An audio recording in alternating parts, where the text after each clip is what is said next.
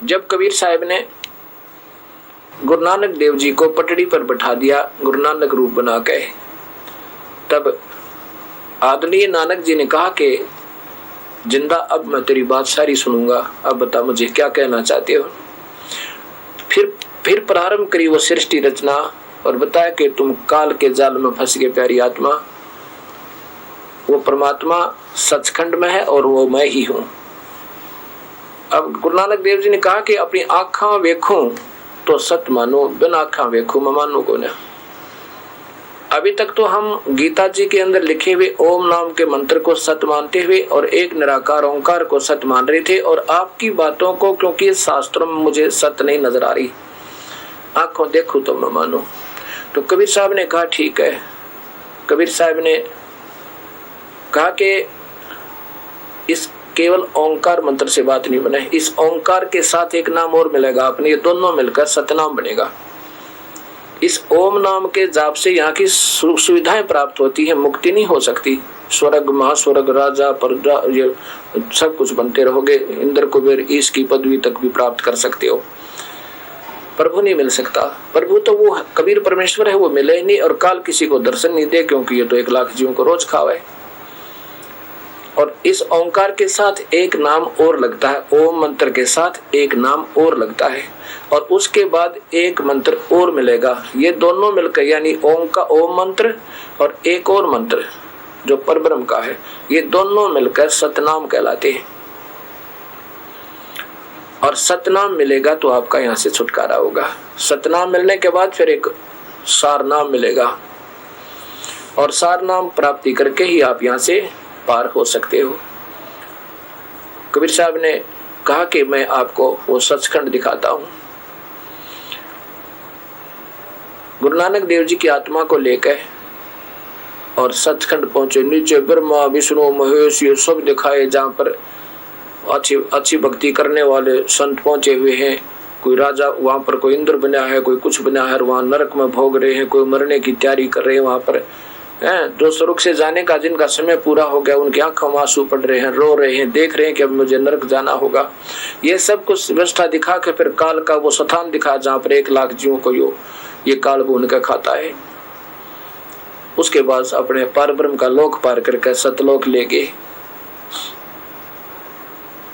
सचखंड में जाकर के गुरु नानक देव जी ने क्या देखा कि एक परमात्मा, वो पूर्ण पुरुष सतपुरुष, वो शब्द स्वरूपी राम, वो अकाल मूर्त तख्त के ऊपर बैठा, और इतना तेज जैसे एक रोमकूप में कि इतनी रोशनी के करोड़ सूर्य मिला दे, इतने पुन चंद खलोई, इतने ही चंद्रमा मिला दे, फिर उनकी मिली जुली जो रोशनी होवे वो भी एक रोमकूप के प्रकाश के सामने फीकी पड़ जा। इतना सुंदर तेजो में शरीर उस सतपुरुष का जो तख्त पर बैठा, जिसने 6 दिन में सृष्टि रची, 7वें दिन वहां पर तख्त पर विराजमान हुए। अब जो नीचे से जिंदा के रूप में कबीर साहब गुरु नानक देव जी की आत्मा को साथ ले गए थे, ऊपर जाकर के स्वयं चवर कर रहे हैं। कबीर साहब जिंदा वाले रूप में अपने ही दूसरे रूप पे ऐसे चवर करने लगे। तो श्री नानक देव जी ने सोचा कि ये है रब, ए बैठा तख्त ते, और ये जड़ा कबीर है, ये यहाँ का कोई सेवक होना, अनुचर होना। इतना सोच ही रहे थे, ऐसी लीला करते हैं प्रभु। उसी समय वो तेजो में रूप खड़ा हुआ और स्वयं वहां तख्त पर वो जिंदा वाला रूप विराजमान हुआ, और वो तेजो में शरीर जो दूसरा रूप दिखा था वो चवर कर रहा था। अब गुरु नानक देव जी सोचे हैं कि भाई ये क्या कहानी बन गई, रब खड़ा हो गया, ये सेवक बैठ गया, ये महात्मा बैठ गया तख्त पे।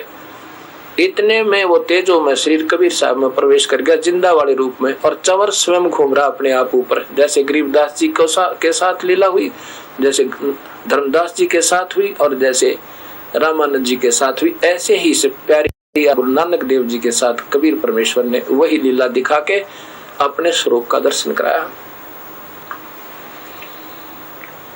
अब चवर ऐसे घूम रहा है और नानक जी सोच रहे हैं यो के भाई ये जिंदा भगवान है। ओ तेरे की, मेरे साथ तो रब ही पहुंच गए थे वहां पर। कितनी अच्छी मेरे भाग्य, मेरे लिए, मेरे को प्रभु लेने गए, मेरे भगवान मुझे लेने गए। अब प्यारी आत्मा जैसे सर्प को मणि मिल जा और फिर वो छीन नहीं जा, उसने पागल हो जाए, शर मार मार कर पटक पटक कर सर्प मर जाता, जैसे उसको वह मणि ना मिलता है।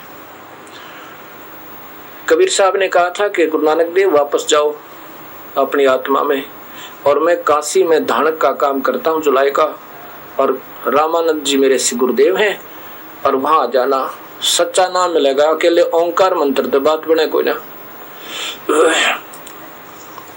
अब जिसको भक्ति की कसक है वो चूक्या नहीं करते। सारा जीवन मनुष्य का केवल प्रभु पाने के लिए, और इसमें भी कोई पिछड़ जाता है, पीछे रहता है तो उस जैसा नादान नहीं। लेकिन वो प्यारी आत्मा है जिनको प्रभु की तलाश हो, वो नहीं रुका करती। वो तो अपना ना तो वो मजहब देखा करती, ना वो कोई लोकलाज कराया करती। उन्होंने अपना भविष्य देखना होता है। उधर से क्या होता है, इस प्रोसीजर में 3 दिन और 3 रात लग गई। 3 दिन और 3 रात लगी। उधर क्या होता है कि बेई नदी पर स्नान करने वाले व्यक्तियों ने देखा कि नानक जी ने डुबकी लगाई थी स्नान करने के लिए बेई नदी में, और काफी देर जब बाहर नहीं आए तो सेवक ने कहा कि नानक देव डूब गए, नानक जी डूब गए। सबने देखा, काफी देर देखा, नहीं वो ऊपर आए। गोताखोरों ने ढूंढना चाहा, फिर भागकर एक व्यक्ति नगर में आए। वहां से भैया जयराम जी जो गुरु नानक देव जी के बहनोई थे वो भी, और काफी गोताखोरों को साथ लेकर जाल लेकर के काफी 3 किलोमीटर डाउन स्ट्रीम में जिधर जल जा रहा था, पानी बह रहा था, उधर जाकर ढूंढे पर कहीं नहीं मिला। और सब ने बड़ा दुख हुआ और सब रो रो कर रुदन मचावे, ये परमात्मा ये क्या बना, इतनी प्यारी आत्मा, इतनी भाग्यवान आत्मा, और इनकी बहन तो रो रो कर मर जाएगी अपने भैया के लिए। ये क्या हुआ दाता। 3 दिन तक ऐसा बुरा हाल होता रहा सारी नगरी में। तीसरे दिन वही नानक जी सतलोक से वापस आके, सचखंड से वापस आके, और उसी बेई नदी के किनारे उसी स्नान करने के समय वहां आके उपस्थित हो गए, बैठ गए। स्नान करने वालों ने देखा कि नानक जी तो जीवित हैं, तो मरे नहीं। ओए होए, सब इकट्ठे हो गए, उनको प्यार देवे, आप कैसे, कहाँ चले गए थे, कैसे बच गए। भागकर गांव नगर में आए, वहां से उनके भैया को, बहनोई को, बहन को पता चला, सब भागे आए और गुरु नानक देव जी को घर ले गए। घर जाने के बाद उसने पूछा आप कहाँ चले गए थे। कहने लगे मैं सचखंड गया था, मेरा भगवान मुझे लेकर गया था, मेरा प्रभु मुझे सचखंड दिखा के मुझे वापस छोड़ गया, अब उसकी तलाश करूंगा, उसके बिना मैं जी नहीं सकता। अगले दिन अपनी ड्यूटी पर पहुंच गए मोदी खाने में, और वहां जाकर के 13 करके, और जो मांगे वो ले जा, सब खजाना लुटा दिया, और जाकर के शमशान घाट पर बैठ गए अपना मायूस हो गए। क्योंकि जिनको तलाश है प्रभु की वो तो बस वही जाने उनको कितनी चाह और तड़प होती है। सब जीवन सारा संसार आसार नजर आता है उन भक्त आत्माओं को जिनको अपने मालिक की तलाश है। और जो लीला करते हैं वो गुट्टी लावे, दारू पीवे, मांस खा जाए, वो प्रभु नहीं पा सकते। 7 जन्म भी वो तो नाटक कर रहे हैं और सुल्फा पीवे, बीड़ी पीवे, और कोई गुरु बन जा कहते कैसा ही गुरु हो, बस बेड़ा पार उसी से हो जाएगा, ऐसा नहीं होता। अब वो प्यारी आत्मा गुरु नानक देव जी शमशान घाट पर जाकर बैठ गई। उधर से लोगों ने शिकायत की राजा को कि आपका बोधी खाना लुटा दिया, आपके सेवक ने, और मोदी खाना लुटा दिया। उधर से गुरु नानक देव जी के बहनोई जयराम जी को, श्री जयराम जी को राजा ने, नवाब ने बुलाया, सुल्तानपुर के नवाब ने, और कहा कि आपने ही नानक जी को यहाँ नौकरी लगवाया था, और आपके सामने खजाने की पड़ताल करेंगे, यदि इसमें जितना भी कमी पाई तो आपसे ले लेंगे, हम आप इनके जमानती हैं। भैया जयराम जी के सामने मोदी खाने की सारी जांच हुई, कहते हैं 760 रुपये गुरु नानक देव जी के फालतू निकले उस खजाने के अंदर, राजा का पूरा हो गए। अब इस बात के ऊपर सुल्तानपुर के नवाब ने बड़ा अफसोस किया कि जब कहा कि मैंने उस प्यारी आत्मा, पुण्य आत्मा, भक्त आत्मा पर शक किया, मत पाप का भागी हो गया। और अपने सेवक भेजे, नौकरों से कहा कि हाथ जोड़ के बुला के लाओ उसको। गुरु नानक देव जी को बुला ले।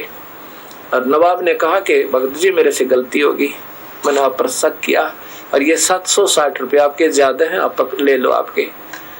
कहने लगे अब नहीं लेंगे कुछ भी। और फिर ये नवाब ने कहा था कि 760 रुपये आपने रख लो और फिर नौकरी पर आ जाओ।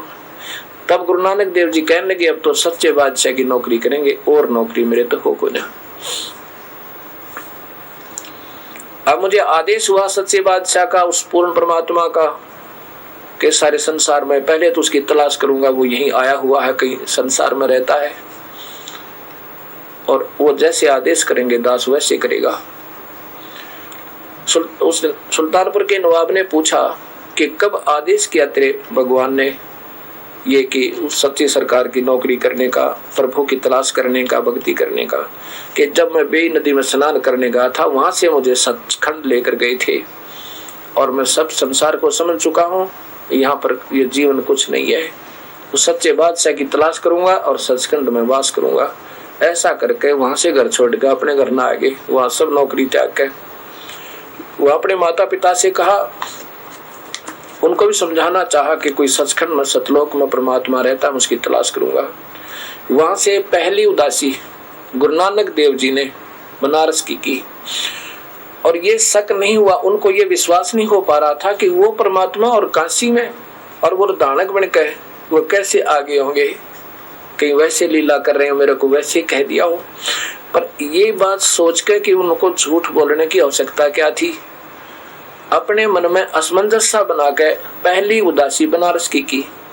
और रास्ते में जहां भी संत कोई दिखे, कोई डेरा मिले, कोई जैसे कहीं बहुचर्चित संत मिले, वहां जाकर बात करते थे, चर्चा करते थे प्रभु की। इस उद्देश्य से करते थे कि यदि सचखंड का मार्ग बताने वाला यहाँ पर कोई व्यक्ति मिल गया तो वो जरूर उपदेशी होगा उस संत का, जो सतलोक मुझे लेकर गया है, यहाँ आया हुआ होगा तो अवश्य उसने प्रचार किया होगा, कोई सचखंड है, सतलोक है, पूर्ण ब्रह्म है, ब्रह्मा विष्णु महेश से ऊपर की कोई शक्ति और है, ये भगवान नहीं है जिनको हम प्रभु मान रहे थे।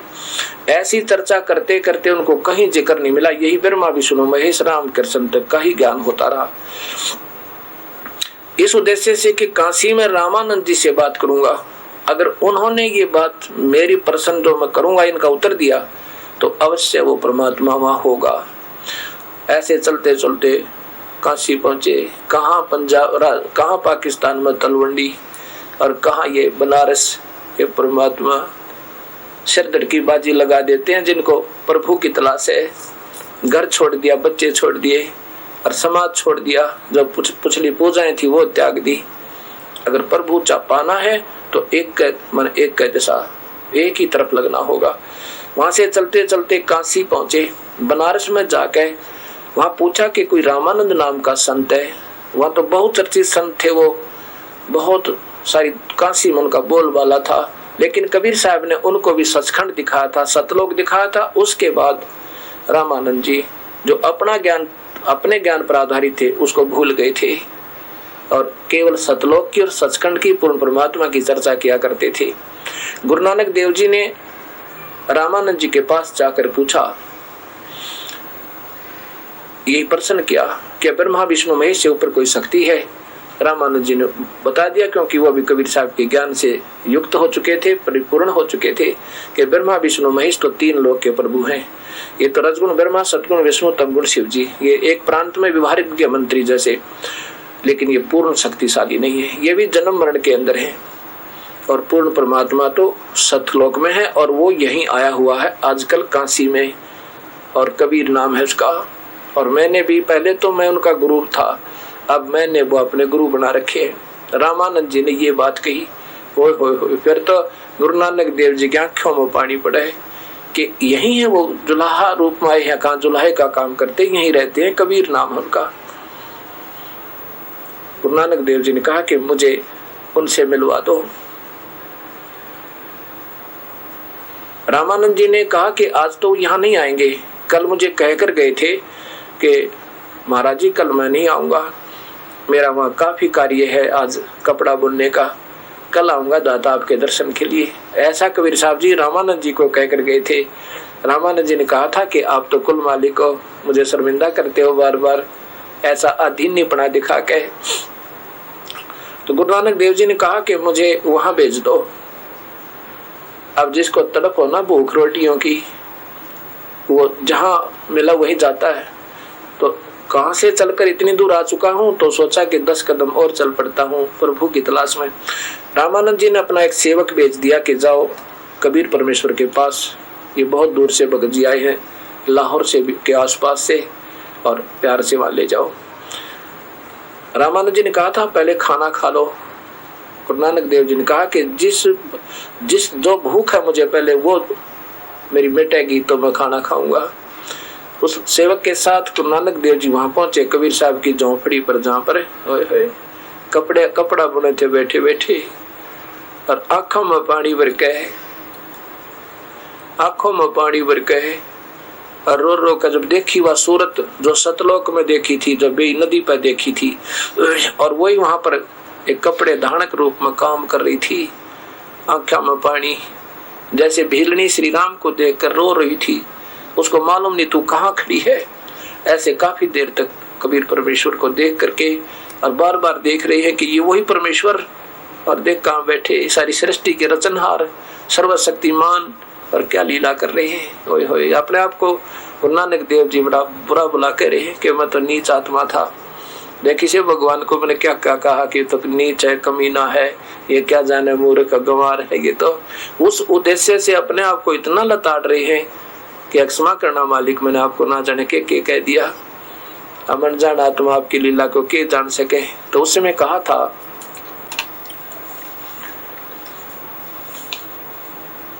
एक शब्द है गुरु ग्रंथ साहिब पंजाबी लिपि वाले में, राग श्री महला पहला पृष्ठ नंबर 24 पृष्ठ नंबर पे, और पौड़ी नंबर यानी शब्द नंबर 29 है। उसमें कहा है गुरुदेव ने, नानक देव जी ने अपने भगवान को देख के देख परमात्मा ने भूल कर हम कहाँ घूम रहे थे। एक समान दो ही सवानी नाल बलके भौंकाई सदा ब्याल, ये कोड छुरा मुठा मरदार धानक रूप रहा करतार। ये बैठा भगवान, ओए होए, हमारे तो ये एक समान दो ही सवानी, एक ये मन रूपी कुत्ता और आशा तृष्णा रूपी ये दो कुतिया इसके साथ हमेशा लगी रहती है संसारिक धंधों में, यहीं पर मर जाती है, और ये भौंकती रहती है सदा बयाल। अर्थात ये आशा तृष्णा जीव की खत्म नहीं होती, एक पूरी होती है दूसरी तार, दूसरी होती है तीसरी तार, ऐसे इसको सदा बयाल यानी हमेशा ब्याने वाली, हर समय और नई नई उमंग उठती रहती है। और कोड छुरा मुठा मुर्दार ये धानक रूप रहा करतार। हमारा भक्ति का मार्ग तो झूठा था, कोड छुरा और मुठा मुर्दार ये धानक रूप रहा करतार, हम सच्ची भक्ति नहीं मिली हुई थी। मैं पथ की बिंद न करने की कार, वो बिगड़ रूप रहा बिकराल, तेरा एक नाम तारे संसार, मैं एहा आस एहो आधार। ए मालिक तेरा एक सच्चा नाम सत्य नाम सारे संसार ने तार दे, और मैं इसी आस पर इसी आधार पर तेरे पास आया हूँ। मुख निंदा आख्या दिन रात, पर घर जो ही नीच मनात, और काम क्रोध तन वसे चंडार, ये धानक रूप रहा करतार। ये बैठा जुलाहा भगवान, और तेरे की दुनिया कहाँ घूम रही है। फाही सूरत मलुक की वेश, फाही सूरत, वो है सूरत प्यारी प्यारी जो सतलोक में सचखंड में बे नदी पर देखी थी, सतलोक में देखी थी, वहां पर ये जिंदा रूप में थे, और यहाँ पर ये यूपी की वेशभूषा में, यानी धोती कुर्ता सिर पर टोपी। फाई सूरत मुल्क की वेश, उस मुल्क के आधार पर अब दूसरा वेश बना रखा, सूरत वही, वह है सूरत मुल्क की वेश। ए ठगवाड़ा ठगी देश, जैसे प्यार में रोया करते हैं और आंखों में पानी पड़ते, प्यारे से प्यारे आदमी की तरफ रोक है, अन्य ठग कहा गया था तू, रोते हुए जिसको प्यार से रो करके और थोड़ा थोड़ा मलाल सा भी कर रहे हैं। कहते ए ठगवाड़ा ठगी थे देश और खरा सियाणा बहुते बारे। ओए होए, ये दानक रूप रहा करतार। फाई सूरत मुल्क की वेश ए ठगवाड़ा ठगी देश खरा सियाणा बहुते बारे और दानक रूप रहा करतार। अपने आप को कितना विनम्र करते हैं गुरु नानक देव जी। देखो भक्ति तो ऐसे बनेगी भाई, कोई भी हो, चाहे किसी मजहब जाति से हम आज संबंधित हैं, लेकिन विनम्र होना पड़ेगा। इन संतों से हमने ये लेना पड़ेगा उदाहरण कि प्रभु पाने के लिए इन्होंने अपने आप को कितना विनम्र कर दिया। रुई भी शायद करड़ी हो, रुई में भी सख्त बना पा जा, पर उस भक्त में, उस संत में जो प्रभु की तलाश में, उसमें करड़ापन नहीं पाओगा। और जिसके अंदर अहंकार अभिमान बढ़ जाएंगे, कट देंगे, ये कर देंगे एक दूसरे के साथ, तो काहे के भगत हुए, फिर वो काहे के मजहब हुए उनके। क्या कहते हैं, ये सीखना चाहिए हमने इन प्यारी आत्माओं से, इन महापुरुषों ने हमें क्या उदाहरण दिया। अपने आप को कितना लताड़ा के मनो भगवान के सामने के बात कही, मेरे जैसा घटिया इंसान नहीं, अपने आप को इतना विनम्र का किया है। ऐसा ही गरीबदास जी कहते हैं, मैं बांदी का जाम गुलाम गुलाम गुलाम हूँ और खड़ा रहूं दरबार से बाटो या ये मालिक, मैं तो आपका गुलामों का भी गुलाम हूँ। आपने मेहर कर दी हमारे जैसे तुच्छबुद्धि जीव के ऊपर। ऐसे ही गुरु नानक देव जी कह रहे हैं कि मैं कीता न जाता हराम खोर, कुछ कर्ण दंड के भी ना थे, अपने आप में सियाणे गणे हो गए थे, अपने आप में विद्वान बना फिरूं था। गुरु नानक देव जी कह रहे हैं, मैं खरा सियाणा, मैं कीता न जाता हराम खोर, वो किया मुँह देसा दुष्ट चोर, और नानक नीच कहे विचार ये धानक रूप रहा करतार। अब ये प्रमाण आपको गुरु ग्रंथ साहिब के अंदर दिखाता हूं, देखिएगा।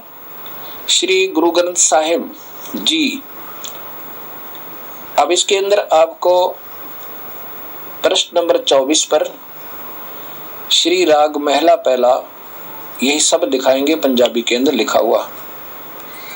अब ये देखिएगा, श्री गुरु ग्रंथ साहिब जी प्रश्न नंबर 24 पे राग श्री, ये है श्री राग महला पहला घर 4, ये 28 नंबर समाप्त हो जाता, शब्द 29वां प्रारंभ होता है। यह देखिएगा, एक सवान दुई सवानी नाल बलके भुकही सदा बियाल, कोड छुरा मूठ मुर्दार, ये धानक, ये देखो धानक रूप रहा करतार। मैं पथ की पिंड न करने की कार, वो बिगड़ रूप रहा बिकराल। तेरा एक नाम तारे संसारे, ओए होए होए, तेरा एक नाम तारे संसार, मैं एहा आस एहो आधार। रोहाऊ मुख निंदा आखा दिन रात, पर घर जो ही नीच मनात, काम क्रोध तन वसे चंडाल, ये धानक रूप रहा करतार। फाही सूरत, वो है सूरत, फाही सूरत, देखो मुल्क की वेश, ओ ठगवाड़ा ठगी देश, खरा सियाना बहुता भार, धानक रूप रहा करतार। ये धानक रूप रहा करतार। मैं कीता ने जाता हराम खोर, वो किया दुष्ट मुँह देसा दुष्ट चोर, नानक नीच कह विचार, ये धानक रूप रहा करतार। धानक रूप रहा करतार। बताओ, फिर देख लीजिए, मैं कीता न जाता हराम खोर, वो किया मुँह देसा दुष्ट चोर, नानक नीच कहे विचार। ये विचार, देखो विचार बोला है, विचार को पंजाबी में बै बोलते हैं, और यही फिर कबीर, बै को कबीर लिखा जाता है, बै बोला जाता है। नानक नीच कहे विचार, ये धानक रूप रहा करतार, धानक रूप रहा करतार। अब आपको एक प्रमाण और दिखाते हैं, जहाँ सीधा कबीर नाम लिखा है प्रश्न नंबर 721 पे। अब आप देखिएगा, वही श्री गुरु ग्रंथ साहिब जी पंजाबी लिपि प्रश्न नंबर 721, ये प्रश्न नंबर 721 है। और नीचे देखिएगा इसके अंदर जहां से शब्द प्रारंभ होता है, एक अर्ज, ये देखिएगा, एक अर्ज गुप्तम पेश तोदर गोस कून करतार हक्का कबीर करीम तू। ये सब देखिएगा ध्यान से, हक्का कबीर करीम तू, हक्का कबीर माने सत कबीर, हक्का कबीर करीम तू, ओह दयालु तू, बेऐब परवरदिगार। आगे चलिए, दुनिया मुकामे फानी तहकीक दिलदानी, ममसर मुई अजराइल गिरफत दिल ऐच नदानी। आगे देखिए, रहाऊ जन पिसर पिदर बिरादरा कस नेस दस्तम गीर आखिर व्यफ्तम कस नदारद चूम वसद तरकीब तकबीर सब रोज गस्तम दर हवा कर देम बदी ख्याल गाहे न नेकी कार करदम। आगे देखिए,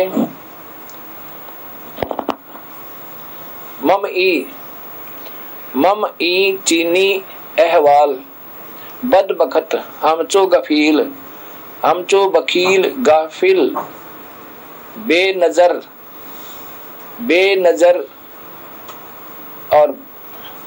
बेनजर बेबाक नानक। ये ध्यान से सुन देखिएगा, नानक बगयोत जन तुरा तेरे चाकरा पाखाक, तेरे पाँव की धूल, पाखाक चाकरा माने आपका सेवक, आपका नौकर। कबीर साहब को गुरु नानक देव जी कह रहे हैं तेरा चाकरा पाखाक। फिर देखिएगा, नानक बगयोत जन तेरा तेरे चाकरा पाखाक, तेरे चरणों की धूल नानक। फिर देखिए ऊपर से प्रश्न नंबर 721, ये प्रश्न नंबर 721, और फिर नीचे देखिएगा ये हक्का कबीर सत कबीर, हक्का कबीर सत कबीर, ये बिल्कुल सामने शब्द आ रहा, हक्का कबीर बिल्कुल सब लिखा हुआ है। ए सत कबीर आपके चरणों की धूल, आपका दास नानक, और मेरे से जो आप ही आपके चरणों में एक अर्ज है मेरी। अभी भक्त समाज ने ये प्रत्यक्ष प्रमाण देखा श्री गुरु ग्रंथ साहिब जी के अंदर। आपने जो प्रश्न नंबर 721 पर जो शब्द सुना देखा उसको सुनिए। एक अर्ज गुप्तम पेश दोतर कून करतार हक्का कबीर करीम तू बेऐब परवरदिगार। एक अर्ज गुप्तम, मेरी एक आपके चरणों में एक अर्ज है दाता। एक गोश दर गोश कून करतार, गोश होते हैं जिंदा फकीर, कून करतार है कुल मालिक। आपके चरणों में मेरी एक अर्ज है, एक कबीर हक्का कबीर करीम तू, ए सत कबीर तू ही करीम दयालु है, बेऐब परवरदिगार, तू ही वो वास्तव में निर्विकार परमात्मा है। दुनिया मुकामे फानी दिल तहकीक दिलदानी, ये दुनिया तो नासवान है, ब्रह्मा विष्णु महेश तक भी नासवान है, ये तो मेरा पक्की जचगी। दिल तहकीक दिलदानी ममसर मुई, इस शरीर के छूटने पर अजराइल गिरफत दिल ऐच नदानी। एक इजराइल नाम का देव, अजराइल नाम का फरिश्ता और बेरहमी से इस जीव को पकड़ के ले जाएगा। जन पिसर पैदर बरादरा कसनेस दस्तमगीर, ना तो कोई भाई काम आवे, ना कोई बहन, ना कोई भाईचारा, ना कोई रिश्तेदारी, ना मजहब साथ देगा जब ये पकड़ के ले जाएगा। आपके चरणों में शीश है मेरा। आखिर बैफ्तम कस नदारत चू सब तकबीर, कोई भी मेरी जो इंसान की अपनी कोई भी तकबीर तकबीर माने कोई भी क्रिया, कोई भी बचाव काम नहीं करेगा। उस समय तो केवल परमात्मा का सच्चा नाम, उसी का जाप काम करेगा। सब रोज गस्तम दरहाब कर दें बदी ख्याल, जैसे सैनिक गश्त करते हैं, ऐसे हर समय ये चलने वाले, हवा जैसे चल रही होती है, रुकती नहीं, ऐसे हमारे मन में ये अच्छे विचार चलते ही रहते हैं। आपके दया बिना ये रुक नहीं सकते। सब रोज गस्तम दर हवा करदम बदी ख्याल, गाहे न नेकी कर करदम, गाहे न नेकी कार, कोई भी अच्छे कर्म हम नहीं कर पाए। करदम मई मम ई चीनी अहवाल, बद बखत हम जो वकील, ऐसे घटिया सतर समय पर इसे घोर कलयुग में आपने कैसे दया करी। हमारे जैसे गाफिल, बेनजर, बेबाक, वकील, गाफिल मस्ती में घूम रहे थे, अपने उसी क्रिया को, बच्चों की परवरिश, अपना जैसा भी धंधा, उसी में मस्त थे, उसी में गाफिल हो रहे थे, यानी मस्त थे। और बेनजर, बेबाक, बेनजर माने अंधे, ज्ञानहीन थे हम, तो अपने आप को ज्यादा समझते थे ज्ञानवान, पर हमारे पास ज्ञान नहीं था दाता। बेबाक माने गूंगे थे हम, तय आपके सामने, आपके ज्ञान के सामने तो हम कुछ भी नहीं जानते, ये संत आज तक के। नानक भगवत जंतरा तुरा, और तेरे चाकरा पाखाक, आपके चरणों की धूल, आपका सेवक, तेरे चरना, तेरा तेरा पाखाक, पाखाक माने पाँव की धूल, अर्थात वो मनुष्य रूप में परमेश्वर कबीर साहब आकर के अपनी प्यारी आत्मा को काल से, जाल से निकाल के और सचखंड ले गए, सच्चा नाम दे के, जिसमें गुरु नानक देव जी को कबीर साहब का मिलन हुआ। ये समकालीन थे। अब कई भक्त आत्मा ऐसे अपने मनमानी शंकाएं कर लेते हैं। कबीर गुरु नानक देव जी का जन्म विक्रमी संवत 1526 कार्तिक सुदी पूर्णिमा को हुआ। विक्रमी संवत 1526 सन 1469, और कबीर परमेश्वर का अवतरण, सतलोक से आगमन काशी में कमल के फूल पे विक्रमी संवत 1455 और 1575 तक, विक्रमी संवत 1575 तक ये मनुष्य शरीर दिखा करके यहाँ अपने सतमार्ग का दर्शन करके अपनी प्यारी आत्माओं को सतमार्ग बता के और सतलोक का रास्ता दे करके 120 वर्ष में चले गए थे। 1575 तक रहे, 1526 में गुरु नानक देव जी का जन्म हुआ। ये समकालीन थे। ये देखिएगा, ये जीवन 10 गुरु साहिबान, जीवन 10 गुरु साहिब, और इसमें देखिएगा इनके द्वारा है भाई चतर सिंह जीवन सिंह, बाजार माई सेवा अमृतसर। इसके पृष्ठ नंबर 21 पर देखिएगा। सतगुरु नानक अवतार कार्तिक सुदी पूर्णिमा संवत 1526 और सन 1469। कबीर साहब सन 1398 से और सन 1518 तक रहे थे। ये समकालीन थे। अब आगे देखिएगा, बेई नदी के बारे में आपको दिखाते हैं कि बेई नदी में प्रवेश, यहाँ देखिएगा इसी के प्रश्न नंबर 42 पर, यहाँ देखिएगा बेई नदी में प्रवेश। गुरुजी प्रत्येक प्रातः बेई नदी में, जो कि शहर सुल्तानपुर के पास बहती है, स्नान करने के लिए जाते थे। एक दिन जब आपने पानी में डुबकी लगाई तो फिर बाहर न आए। कुछ समय उपरांत आप जी के सेवक ने जो कपड़े पकड़कर नदी के किनारे बैठा था, घर जाकर जयराम जी को खबर सुनाई कि नानक जी डूब गए। तो जयराम जी तैराकों को साथ लेकर नदी पर गए। आप जी को बहुत ढूंढा किंतु आप नहीं मिले, पर बहुत देखने के पश्चात सब लोग अपने घर चले गए।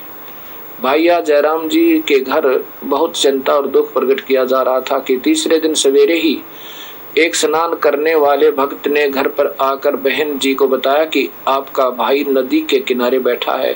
यह सुनकर भैया जयराम जी बेई की तरफ दौड़ पड़े और जब पता लगता गया और बहुत से लोग भी वहां पहुंच गए। जब वह इस तरह आपके चारों तरफ लोगों की भीड़ लग गई, आपको जी चुपचाप अपनी दुकान पहुंच गए। आप जी के साथ स्त्री पुरुषों की भीड़ दुकान पर आने लगी। लोगों की भीड़ को देखकर गुरुजी ने मोदी खाने का दरवाजा खोल दिया और कहा कि जिसको जिस चीज की जरूरत है वह उसे ले जाए। मोदी खाना लुटाने के पश्चात गुरुजी फकीरी चोला पहनकर शमशान घाट में जा बैठे। मोदी खाना लुटाने और गुरुजी के चले जाने की खबर जब नवाब को मिली लगी तो उसने मुंशी द्वारा मोदी खाने की किताबों का हिसाब जयराम जी को बुलाकर पड़ताल कराया। हिसाब देखने के पश्चात मुंशी जी ने बताया कि गुरुजी के 760 रुपए सरकार की तरफ अधिक हैं। इस बात को सुनकर नवाब बहुत खुश हुआ। उसने गुरुजी को बुलाकर कहा कि उदास ना हो, अपना फालतू पैसा और मेरे पास से पैसा लेकर मोदी खाने का काम जारी रखें। पर गुरुजी ने कहा कि अब हमने यह काम नहीं करना, हमें कुछ और काम करने का भगवान की तरफ से आदेश हुआ है। नवाब ने पूछा क्या आदेश हुआ है? गुरुजी ने ये मूल मंत्र उच्चारण किया, अकाल मूर्त एक ओंकार सतनाम कर्ता पुरुष निर्भो निर्वैरू अकाल मूर्ति अजूनी संभय गुरु प्रसादी सभय गुरु प्रसादी। आगे देखिएगा। नवाब ने पूछा कि ये आदेश आपको भगवान ने कब किया? गुरुजी ने बताया कि जब हम बेई नदी में स्नान करने गए थे तो वहां से हम सचखंड अपने स्वामी के पास ले गए थे। वहां हमें आदेश हुआ कि नानक जी यह मंत्र आप जपो, बाकियों का जाप कर कलियुग के लोगों को पार लगाओ। इसलिए अब हमें अपने मालिक के इस हुक्म की पालना करनी है। इस संदर्भ में भाई गुरदास जी वार पौड़ी 24 में लिखते हैं, बाबा पैदा सचखंड नौनिधि नाम गरीबी पाई। अर्थात बाबा नानक जी ने सचखंड गए, वहां आपको नौनिधियों का खजाना नाम और निर्भयता प्राप्त हुई। यहाँ बेई किनारे जहाँ गुरुजी बेई के बाहर निकल कर प्रकट हुए थे, गुरु द्वारा संत घाट द्वारा अथवा गुरुद्वारा बेर साहिब बहुत सुंदर बना हुआ है। इस स्थान पर ही गुरुजी प्रातः स्नान करके कुछ समय के लिए भगवान की तरफ ध्यान करके बैठते थे।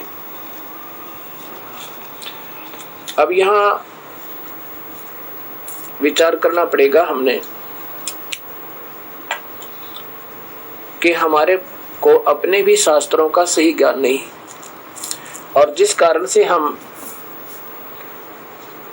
प्रथम बार कोई सच्चाई सुनते हैं तो बहुत दुख होता है, स्वाभाविक बात होती है। अब हो सकता है भक्तात्मा ये महसूस करते होंगे कि ये संत जो है कबीर साहब को प्रभु सिद्ध करने की कोशिश कर रहा है और इधर उधर के तुक्के लगा रहा है। और जैसा कि प्राण संगली के अंदर कोशिश की गई है कि कबीर साहब के गुरुदेव गुरु नानक देव जी थे, क्योंकि उन्होंने जो पहली वार्ता हुई थी प्रभु के साथ गुरु नानक देव की, उसके आधार पर वो वाणी नोट कर ली थी। लेकिन जब कबीर साहब उनको मिले उसके बाद तो गुरु नानक देव जी ने घर त्याग दिया, बालक छोड़ दिए और गांव नगर नगर में जाकर देश विदेश में जा जाकर प्रभु की महिमा गाई और सचखंड का डंडोरा पीटा। सतलोक का मार्गदर्शन बहुत दूर तक बताया कि परमात्मा कोई और है। जिसको इस खजाने का ज्ञान हो गया वो तो पागल से हो जाते, वो संसार की परवाह नहीं करते। उस समय गुरु नानक देव जी के पिता श्री कालू राम मेहता ने भी बहुत संघर्ष किया था। कहा था तो क्या पैदा हो गया हमारे, तूने देवता छोड़ दिए, हमारे ब्रह्मा विष्णु महेश को भी नहीं पूछ रहा है, तो कहाँ का भगत हो गया। मैं तो इससे अच्छा तो हमारे पुत्र ना होते तो ही अच्छा था। यानी इतना संघर्ष सहन करना पड़ा समाज का, लेकिन जिसने आंखों देख लिया वो खजाना भगवान का, वो सुना नहीं करते पर संसार की। वो ना जात देखा करते ना वो मजहब देखा करते, वो अपना कल्याण देखते हैं। 2 दिन की गुजरान जगत में जन बिरानी आगरे। अब जैसा मान लीजिए पुराण संगली में कोशिश की है कि गुरु नानक देव जी के गुरुदेव गुरु नानक देव जी कबीर साहब के गुरु थे। देखो, ऐसे एक बात से तो प्रथम यह बात प्रमाणित नहीं हो सकती। ऐसे कम से कम 10 संतों के प्रमाण दूंगा आपको, जिन्होंने बताया कि वो कबीर परमेश्वर है, और वे ऐसे ही क्रिया करते हैं जैसे गुरु नानक देव जी के साथ की थी। और उनके आधार पर फिर शास्त्र बताते हैं, प्रमाण है ग्रंथों में। और बड़ी बात करके चलिए कि कबीर साहब के गुरुदेव गुरु नानक देव जी थे। बड़ी बात कर लेते हैं थोड़ी देर के लिए। हमने ये विचार करना चाहिए, उन महापुरुषों ने हमें क्या प्रसाद दिया है, उन्होंने हमारी कैसी रहनी करनी बताई है, उन्होंने हमें क्या एक रोल करके गुरु और शिष्य का हमें क्या बताया, क्या उदाहरण दिया है कि प्रभु के पाने के लिए तन मन और धन अपना सीधा लगा देना चाहिए और उन आचरणों पर चलना चाहिए जो इन महापुरुषों ने हमें मार्गदर्शन किया। गुरु ग्रंथ साहिब में कहीं नहीं लिखा मांस खावे, शराब पीवे और सल्फा पीवे, या एक दूसरे ने लूटा खसोटा मार डाले, कहीं नहीं लिखा। तो जब हम मांस खा रहे हैं और शराब पी रहे हैं, आत्मा दुखा रहे हैं उस प्यारी आत्मा गुरु नानक देव की, हम उनके वचनों से गिरे हुए हैं, नीचे चले गए हैं, उनकी आत्मा दुख पाओ। जिन्होंने संघर्ष किया समाज के साथ, इतनी वाणी उच्चारण की, जिनको पढ़ पढ़ कर आज आंखों में आंसू बहने लग जाती है। हम जाते हैं अपने स्थानों पे, इष्ट स्थानों पे, वहां पर भावना तो बहुत होती है पर असर नहीं होता। बाहर आते वही मुर्गा खा लिया, बकरे खाए, शराब पिया, लूटा खसेटी। तो ये चीजें हमने त्यागनी होगी, एक निर्मल आत्मा बनानी पड़ेगी प्रभु पाने के लिए। इन महापुरुषों के पद चिन्हों पर चलना होगा। हमारा एक भगवान है, हम एक पिता की संतान है, हम दो नहीं है। हमारे कुछ काल ने नारे नारे करके दुश्मन बना रखा है। अब हमने एक होना पड़ेगा यदि प्रभु पाना है तो, और वो समय भी आ चुका है। एक अपना नाम जपो, सिख तो सिख हो जाओ। सिख का अर्थ होता है बीड़ी शराब मांस तम्बाकू जिंदगी भर नहीं छुए, और ना प्यावे ना पीवे, किसी को पिलावे भी नहीं, पैसे भी नहीं दे मांस शराब तम्बाकू आदि के, और एक समय भूखा सो जा, पर किसी की आत्मा दुखा का अपने पेट पालन नहीं करे। प्रभु के दरबार में पाई पाई का हिसाब है। ऐसे ही हिंदू वो है जो बीड़ी शराब मांस तम्बाकू ना पीवे, किसी की आत्मा नहीं दुखावे, किसी की बहन बेटी को बुरी नजर से नहीं देखे, और जैसा दर्द आपने हुए ऐसा जान बराने। वही मुसलमान के लक्षण है। मुसलमान वो है जो बीड़ी शराब मांस तम्बाकू का हाथ नहीं लावे और ब्याज तक भी ना लेवे, किसी की आत्मा नहीं दुखावे और बुरी नजर से किसी बहन बेटी को नहीं देखे, चोरी ठगी नहीं करे। ऐसे ईसाई वो है जो ईसाई जी के पद चिन्हों पर चले, बीड़ी शराब मांस तम्बाकू जिंदगी भर नहीं छुए। प्रभु का कहीं आदेश नहीं है कि मांस खाओ या कोई शराब पी लो, ना को बाइबल में ना कुरान शरीफ में, क्योंकि बाइबल के अंदर से आदेश शुरू हो गया सभी को कि तुम्हारे खाने के लिए बीजदार पौधे और फलदार वृक्ष हैं, मांस नहीं लिख रखा उसमें। आगे वो काल के फरिश्ते और स्वयं काल इनको धोखा दे देकर इन भोली आत्माओं को गुमराह कर देता है, उनको भक्तिहीन कर देता है और उनके कर्म बिगड़वा देता है और फिर 84 के चक्कर में डाल देता है। हमने प्रभु का वो प्रथम आदेश मानना होगा जो पवित्र बाइबल में लिखा है, और गुरु ग्रंथ साहिब में कहीं नहीं मांस खाने का प्रमाण है, न शराब पीने का। यदि हम अनुयायी हैं गुरु ग्रंथ साहिब को आदर तो इतना देते हैं कि वहां मत्था टेकने जाते हैं, और ये तो इतना आदर देने योग्य वाणी है इन संतों की, आदर के अगर सिर भी दे दे इनके लिए तो वो भी थोड़ा है। लेकिन इन पर अनुसरण नहीं किया हमने इन अमृत वचनों पे, तो क्या तो वहां गुरुद्वारे में गई और क्या उस मंदिर में गई, क्या मस्जिद में गई और क्या चर्च में गए हम। तो इसलिए हमने इन वचनों को फिर शुरू करना होगा, अपने आप को वापस लाना होगा जहाँ पर हमारे संत हमारे पूर्वज हमें रखना चाहते थे, बुराइयों से बचाना चाहते थे, काल के जाल से छुटाना चाहते थे। एक समय गुरु नानक देव जी बड़े भक्ति में लीन रहते थे, संसार से उदास रहते थे, कभी मुझ मुख पर मुस्कान नहीं आती थी। यहाँ पर मुस्कान नहीं आवेगी जो सही भक्ति समझ जाएगा, और जो नाचर गावर भंगड़े पावर गीत गावर गुण और नाचर गावर भक्ति सुनावे, वो तो नाटक कर रहे हैं। प्रभु के नाम पर गाना और रोना चाहिए, नाचा नहीं जा सकता। एक बार गुरु नानक देव जी के पास एक भक्त आया और कहने लगा, हे महात्मा जी, आप हमेशा ऐसे मायूस से रहते हो, आप खुश नहीं होते।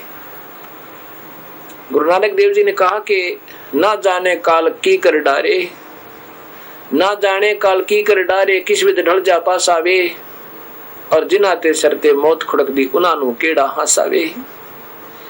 ना जाने ये काल कसाई के कर दे एक पल में। आप खुश हो रहे हैं 1 मिनट में, जीवन चला जा, टांग टूट जा, बना बेरा के बन जा, कोई घटना घट जा। ना जाने काल की कर डारे, किस विध ढल जा पास आवे, और जिनाते सरते मौत खुड़क दी उनानू केड़ा हंसावे। उस भक्त ने फिर पूछा कि हे गुरुदेव, क्या आप फिर कभी खुश नहीं होते? गुरु नानक देव जी ने कहा कि मैं खुश होता हूँ। कब होता हूँ? कहते हैं साध मिले साड़ी शादी होंदी, और बिछड़ जा दिलगिरी वे, अखते नानक सुनो जहाना मुश्किल हाल फकीरी वे। साध मिले जब मेरे हमारे घर पे, जब मैं कभी संतों के पास जाता हूँ, संत मेरे पास, मेरी प्यारी आत्मा भक्त आते हैं, साध मिले साड़ी शादी होंदी, उस दिन मेरे खुशी होती है। वो हमारी शादी मैंने खुशी। संत मिले, भक्त मिले, संत सम्मेलन हो, वो हमारी शादी है, वो खुशी है मेरी।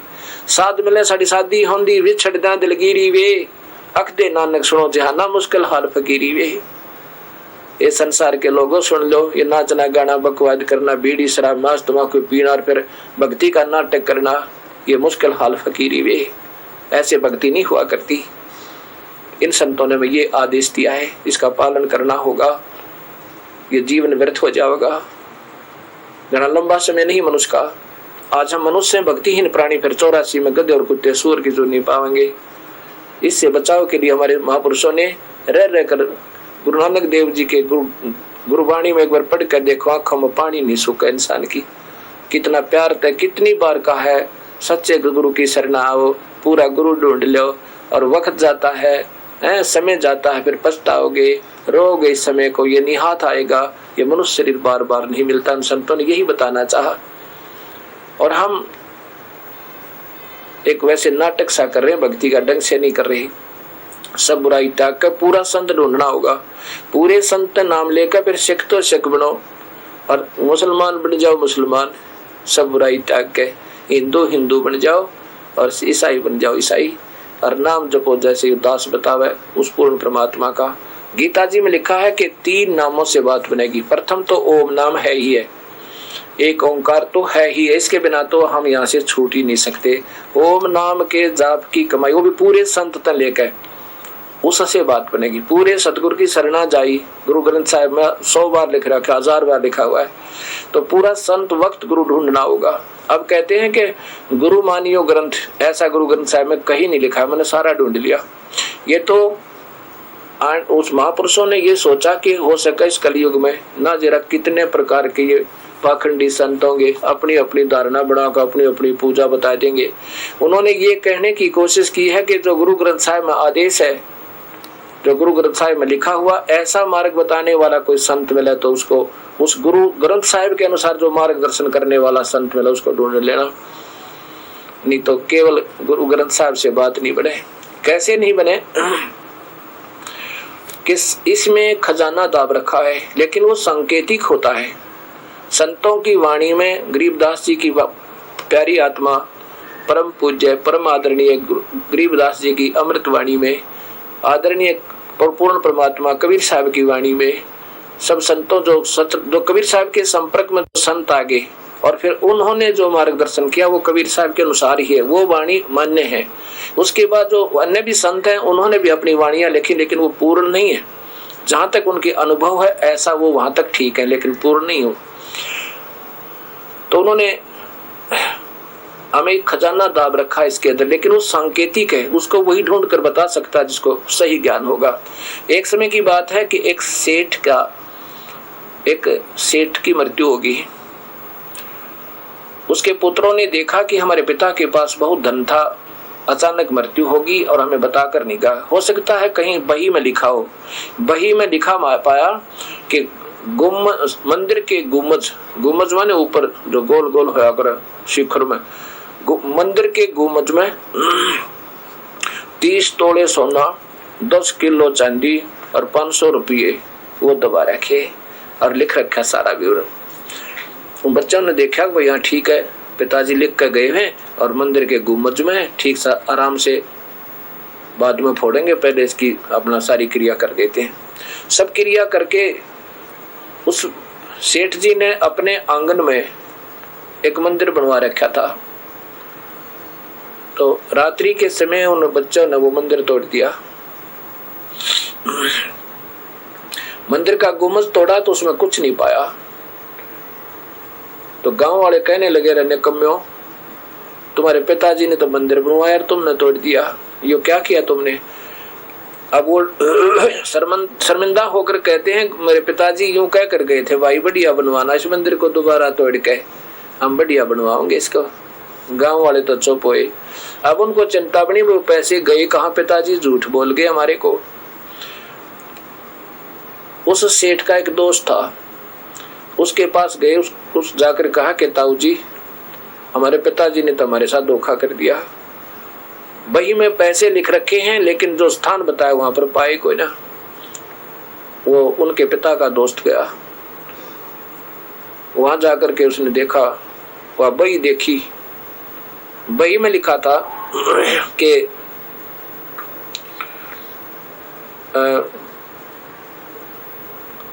रात्रि के 12 बजे द्वादशी चांदनी यानी सुदी द्वादशी, और रात्रि के 12 बजे चांदनी रात्रि, रात्रि यानी एक तो सुदी होती है, एक बदी यानी चांदना पक्ष में, रात्रि के द्वादशी वाले दिन रात के 12 बजे गुम्बज में पैसे दाब रखे। अब उसको सेठ जी बोला, भाई ऐसे काम करो, पहले तो ये गुम्बज जो का त्यों बनवा दो इसका, उसके बाद बताऊंगा कहाँ दाब रखे। अब उन्होंने पुत्रों ने फटाफट गुम्बज बनवा दिया, बड़ा सुंदर और अच्छा सा बनवा दिया, और कहा मैं फिर आऊंगा। वो ठीक एकादशी को द्वादशी को पहुंचे शाम ने, और कहने लगे, भाई जहां पर वो गुम्बज की छाया जा रही थी, जहां उस मंदिर के गुम्बज की जहां छाया गई हुई थी, वहां निशान लगा दिया, बेटा यहाँ खोद कर देख लियो। उन्होंने खोद कर देखा तो वहां जो का दो दिन पाया, जो बही में लिखा हुआ था। ऐसे केवल इन ग्रंथों को के ऊपर आधारित रहने से तो हम ऐसे ही गुम्बज फोड़ते रहेंगे, वस्तु नहीं मिलेगी। कबीर साहब कहते हैं, वस्तु कहाँ ढूंढे कहाँ, किसी विध लागे हाथ, एक पलक में पाई ये बेदी ले ले साथ। ऐसे हमने संत की वक्त गुरु की आवश्यकता पड़ेगी, पर पूरे वक्त गुरु की, इन नकलियों की नहीं, जिन आज तक सारा गोलमोल काम कर रखा ना। अब किसी की थ्योरी एक नहीं मिलती, और ये प्रत्यक्ष बता रहे हैं संत के परमात्मा कबीर साहब हैं, वो सतलोक में रहते, वो मनुष्य जैसा है। अब घुमा फिरा कर प्रकाश और शब्द प्रकाश और शब्द आकार क्या है, निराकार है, उसका आकार नहीं, कोई का आकार है तो प्रकाश प्रकाश है। तो ये जब इन्होंने ज्ञान ही इतना है और इतना पूरे मंत्र हैं, जैसे 3 मंत्र लिखे इनमें, इसमें सांकेतिक हैं। ओम नाम तो सीधा ही है, ये तो इसके बिना तो प्रारंभ आपका भजन यानी धार्मिक कर्म हो ही नहीं सकता। और ओम नाम के बाद फिर दूसरा नाम है सांकेतिक तत्। ओम और एक मंत्र और मिलकर वो सतनाम बन जाता है। ये देखिएगा आपके सामने गहरी नजर, यह गीता प्रेस गोरखपुर से प्रकाशित गीता जी श्रीमद् भगवत गीता, इसके अध्याय नंबर 17 के और श्लोक नंबर यहाँ देखिए 23 में ओम तत् सत ओम, और ये मंत्र को और मंत्र है, सीधा नहीं, ये सांकेतिक है। ये दोनों मिलकर सतनाम बनता है। सतनाम ये सच्चा नाम बनेगा, ये सत शब्द। और फिर ये सत, ये सार नाम है। ये तीनों मंत्र मिलेंगे आपको, अलग से मंत्र है उसका जाप, जैसे ओम है ऐसा ये मंत्र और है, ऐसा ये मंत्र और है। ये तीनों मंत्र मिलकर फिर ये एक नाम बनेगा पूर्ण परमात्मा की भक्ति का। ओम तत्सत इति निर्देश है, ब्रह्मण है त्रिविध समर्थ है। पूर्ण परमात्मा, ब्रह्मण माने पूर्ण परमात्मा का भक्ति करने का ये ओम तत्, ओम और तत् और सत, ये 3 विधि का, ये 3 नाम का मंत्र स्मरण करने का आदेश है। निर्देश माने संकेत भी और आदेश भी दोनों मिले हुए होते इसमें। ब्राह्मणा माने भक्तात्मा सृष्टि के शुरू में इसी प्रकार इसी ज्ञान के आधार पर यज्ञ आदि और यज्ञ माने धार्मिक कर्म पूजाएं किया करते थे। ये देखना है। अब जैसे कि अब क्या करते हैं सिख धर्म के अंदर, कहते हैं वाहे गुरु सतनाम, वाहे गुरु सतनाम। गरीबदास जी जिन्होंने कबीर साहब को आंखों देखा था, उन्होंने बताया कि झांकी वे कबीर की, झांकी माने नजारा जहां सतलोक का, झांकी वे कबीर की नानक की तीवा, और वो सिखों का गल पड़ी कौन छुटावे था। वो वह अब जैसे सतलोक में देखे ना प्रभु को, होए होए ये है वो गुरु, ये मिला भगवान वाहे गुरु, और सच्चा नाम मिला ओंकार। तो बात नहीं बना के लेते, उस ओंकार पहले कहा करते थे, वो भी वाणी में नोट कर लिया गा। अब इन दोनों को मिलाकर एक ओंकार और फिर सतनाम है, ये दोनों मिल गए। उसके बाद फिर सतनाम सतनाम की रट लगाई थी गुरु नानक देव जी ने, ओंकार की नहीं लगाई थी। फिर वाहे गुरु वाहे गुरु वो भगवान ये मिल रहा है, और सच्चा नाम मिला। जब यहाँ पीछा छूटे काल के जालते हैं, वहाँ काशी लाहौर से लगे थे, यानी अपनी तलवंडी से, वहाँ क्या नाम सुल्तानपुर से लगे थे। वाहे गुरु सतनाम श्री वाहे गुरु सतनाम मिल रहा है। अब वहां से लेकर के उनके साथ जितनों के संपर्क में उन्होंने नोट कर लिया, साढ़े गुरु के मुखों वाहे गुरु निकला, और सब वाहे गुरु करने लगे। अब उन्होंने तो वहां ऊपर का नजारा देख कर वाहे गुरु की थी, सच्चा नाम और है सतनाम, जो दूसरा वो पूर्ण समझेगा। तो गरीबदास जी कहते हैं झांकी वे कबीर की नानक की तीवा, वह सिखा का गल पड़ी कौन छुटावे था। अब कौन समझावे इन बड़ी आत्माओं को, क्योंकि अनजानपने में। अब क्या होता है कि ये सच्चा नाम जो है ना, ओम के साथ एक मंत्र और मिलेगा, ये किसी को वैसे नहीं कहा जाता बार बार। ऐसे कहने से वो उसके लिए मंत्र बन जाएगा, और हमारी कमाई व्यर्थ हो जाएगी, क्योंकि हम अधिकारी नहीं है जब तक नाम देने के। और अधिकारी हो जाएंगे तो भी ऐसे आम व्यक्ति को नहीं कहा जा सकता। अधिकारी को उसका पूरा भावना बन जावे और सच्चे दिल चाहे तब वो नाम देना पड़ता है। अगर आदेश है गुरुदेव का कि तू नाम दिया कर, तब वो नाम देवे तो उसका फलेगा, नहीं तो वो स्वयं भी बर्बाद हो जाएगा। इतना इसका सीरियस काम हो से, इसलिए संत सीधा नहीं बताते, इसको सांकेतिक रखते हैं। तो सतनाम श्री वाहे गुरु मिलर सतनाम वाह गुरु हो ऐसे करते हुए चल रहे थे। तो अब वो ही रट लगाने लगे। एक बार यहाँ रोहतक के अंदर एक मुझे बुजुर्ग व्यक्ति मिला, उसका नाम तो था अरोड़ा, खरेती लाल अरोड़ा कुछ ऐसा था।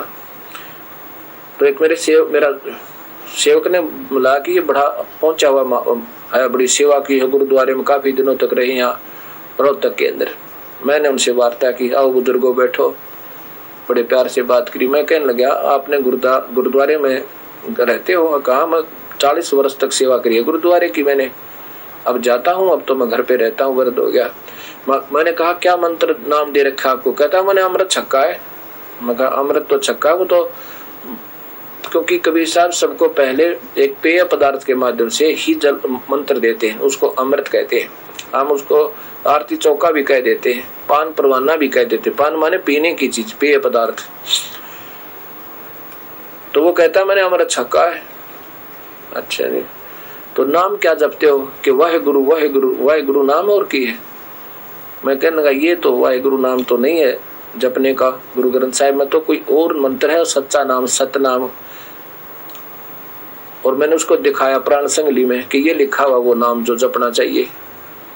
वो कहने लगा ये तो साढ़े गुरुआ ने जपना सी, असी तो वाहे गुरु। कोई बात हुई या? अब गुरु जी के पेट में दर्द हो जाए, पेट के दर्द की एक जैसी गोली है, शिष्य वही खानी पड़ेंगे गुरु जी ने भी। अगर आपने मुक्ति पाना है, जहाज में बैठना, गुरु जी तो जहाज में बैठे और तेल नीचे लटक जाए, कोई बात हुई है? गुरु जी यही बताना चाहते हैं कि ये मंत्र ते बात बने, बेटा यहाँ आ जाए, इस जहाज में बैठ ले, रमजान पड़े में तुम और कहीं बैठ जाओ तो वो मार खाओगे। ऐसे हमने उस सच्चे नाम का पूरे गुरुत्व लेके, और मान लीजिए पता भी लग जाए आपको कि ये नाम है, वैसे कोई लाग जाए देने जिसको अधिकार भी नहीं है, वो भी व्यर्थ रहेगा। तो ऐसे ये बात बिगड़ी हुई है। इसलिए गरीबदास जी कहते हैं कौन छटा बहता, अब कौन छटा बोली आत्मा होते, कौन समझावे नाराज हो जाओ है। हमारे तो इतने वर्ष हो गए हम ये साधना करते हैं। जैसे हिंदू धर्म का हमने तो बहुत दिन हो गए श्राद्ध निकालते हैं, हमारे पूर्वज भी निकाला करते। वो क्या बावड़े थे? बावड़े नहीं थे, वो भोले थे। वो तो प्रभु की प्यारी आत्मा थी, वो नेक आत्मा थी, उनके हृदय में सच्चाई थी। लेकिन उनके गुरु विचक्षण थे। उनके गुरु जो मिल गए वो स्वार्थी थे, उन्होंने गलत रास्ता बता दिया। वेद गीता में लिखा है कि पितर मत पूजो, भूत मत पूजो, तुम भूत बनोगे। और उसके विपरीत साधना सारा समाज में करवाई जा रही है और अच्छी विधि बताई जा रही है कि कर लो, ऐसा नहीं है, ऐसा करो, ऐसा करो, ऐसे श्राद्ध निकालो। और गीता मना करती है कि कभी मत करना। ये ब्रह्मा विष्णु महेश की तक की भक्ति को गीता में मना कर रखा है। तीनों गुणों तक की भक्ति, रजगुण ब्रह्मा, सतगुण विष्णु, तम गुण शिव जी, अन्य देवता तो पूजने नहीं। ब्रह्म काल भी कहता है मेरी पूजा अच्छी नहीं है, गीता जी के 7वें अध्याय का।